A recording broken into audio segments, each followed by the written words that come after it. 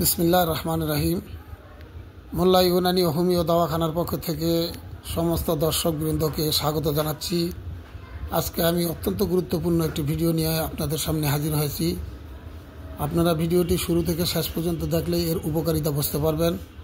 আমি মনে করি এর উপকারিতা যদি বুঝতে পারেন তাহলে প্রত্যেকেরই উপকার হবে এবং প্রত্যেকের জন্যই লাভজনক হবে।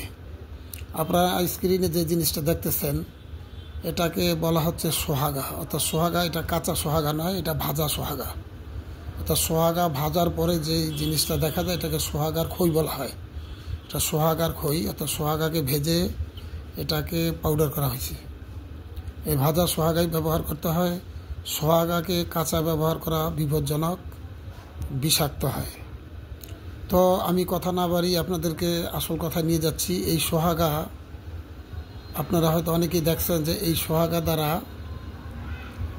রেডিও এবং অন্যান্য টিভি যে সমস্ত এই যে লিড জাতীয় তারমার এগুলি জয়েন্ট করা হয়।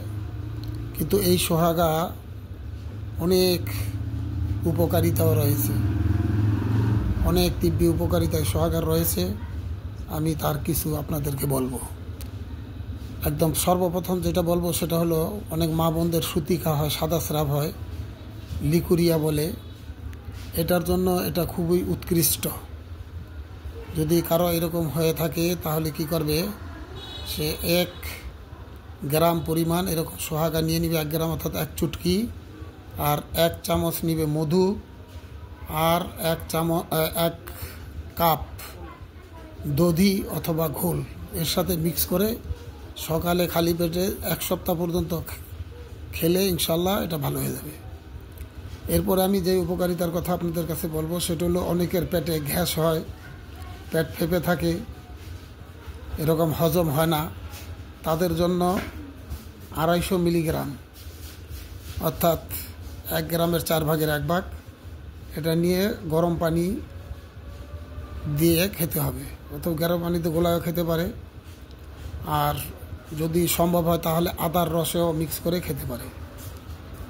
এরপরে আমি যেই উপকারিতার কথা আপনাদের কাছে বলবো সেটা হলো, যাদের অতিরিক্ত কফ কাশ, গলা ব্যথা অর্থাৎ ঠান্ডাজনিত সমস্যা যাদের, তারাও এইভাবে 250 গ্রাম এরকম 250 মিলিগ্রাম এই সোহাগার খই নিয়ে নিবে, আর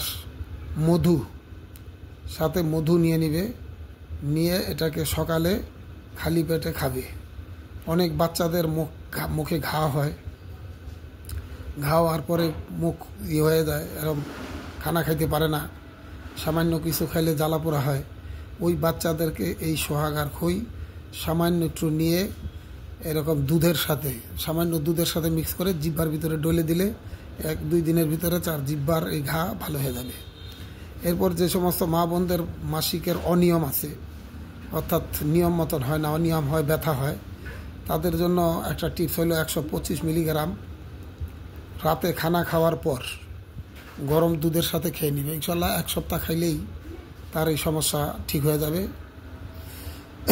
এবং বাচ্চাদের যদি কৃমি হয়, অনেক বাচ্চার কৃমি হয়, 6-7 বছরের বাচ্চা তাদের কৃমি হলে 60 গ্রাম অর্থ আধা রত্তি, 60 গ্রাম থেকে 125 মিলিগ্রাম 1 রত্তি পর্যন্ত মধুর সাথে মিশাইয়া সকালবেলা খেতে হবে। সকালে খালি পেটে খেলে ইনশাল্লাহ কয়েকদিনের মধ্যে কৃমি বের হয়ে যাবে। এরপরে আমি সর্বশেষ আপনাদেরকে যে কথাটি বলবো সেটা হলো, 7 দিনের বেশি সোহাগা কেউ খাবেন না। 7 দিন পর্যন্ত খেলে ইনশাল্লাহ কাজ হয়ে যাবে। সোহাগা দীর্ঘদিন খাওয়ার কোনো নিয়ম নেই।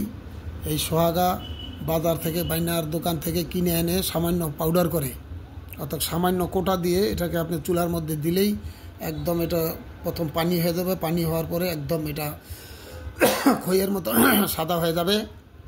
এটা কি সোহাগার খই বলছে, ওই অবস্থায় এটাকে চুলা বন্ধ করে দিয়ে পাউডার করে নেবেন। ইনশাল্লাহ এইভাবে ব্যবহার করবেন। যদি মনে করেন যে ভিডিওটা প্রত্যেকের জন্য জরুরি দরকারি, তাহলে অবশ্যই ভিডিওটি শুরু থেকে শেষ পর্যন্ত দেখবেন এবং এটাকে সাবস্ক্রাইব করবেন, শেয়ার করবেন, লাইক করবেন এবং পরবর্তী ভিডিও পাওয়ার জন্য বেল বটনে প্রেস করবেন। এবং যা এই কাজগুলি করবেন শুধু সদকা জারিয়া নেকির নিয়তে। আমিও নেকির নিয়তে সদকা জারিয়া মনে করে আপনাদেরকে ভিডিও দিয়ে থাকি। আপনারা এই কাজগুলি করবেন। আজকে আমি এখানে রাখলাম। আসসালামু আলাইকুম।